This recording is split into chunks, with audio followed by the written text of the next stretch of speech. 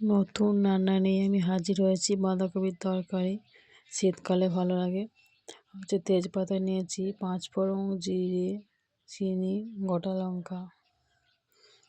এখানে টমেটো কেটে নিয়েছি একটা। এখানে আদা বাটা।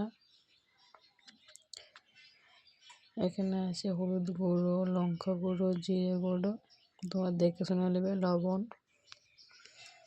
এখানে আছে আলু কেটে নিয়েছি, আর বাঁধাকপি, আর তেল। তেল দেবো এবার কড়াইতে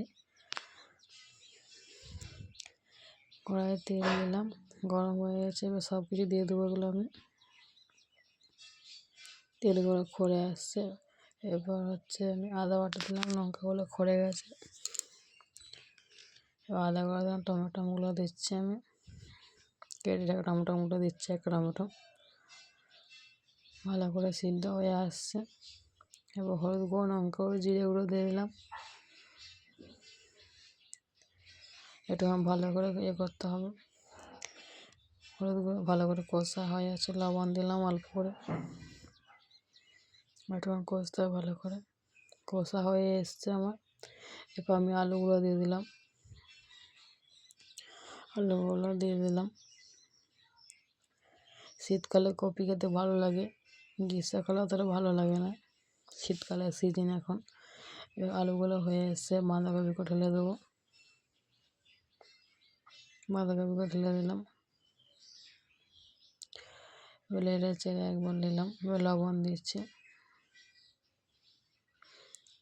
শীতকালে মাছের মাথা দিয়ে কপি করলে খুব ভালো লাগে। আমি মাছের মাথা দিয়ে ওর সাথে। আর তোমরা যদি ঝাল খাও ঝাল দেবো, আর মিষ্টি হালকা খাও মিষ্টি দেবো। ঢাকা দিয়েছিলাম, ঢাকাটা খুললাম,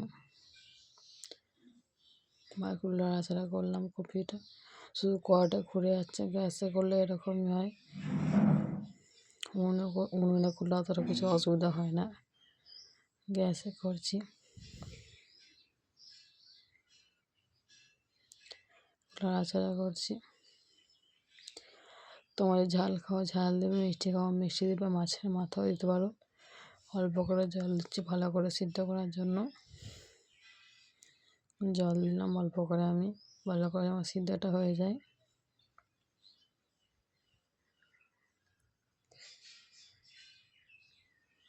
সিদ্ধ হয়ে এসছে, ভালো করে হয়ে এসছে। এবার মাছের মাথা দেবো। মাছের মাথা দিলাম, অল্প করে চিনি দিলাম। এবার নাড়াচাড়া করে কাশি নামিয়ে দিয়েছি আমি। ভালো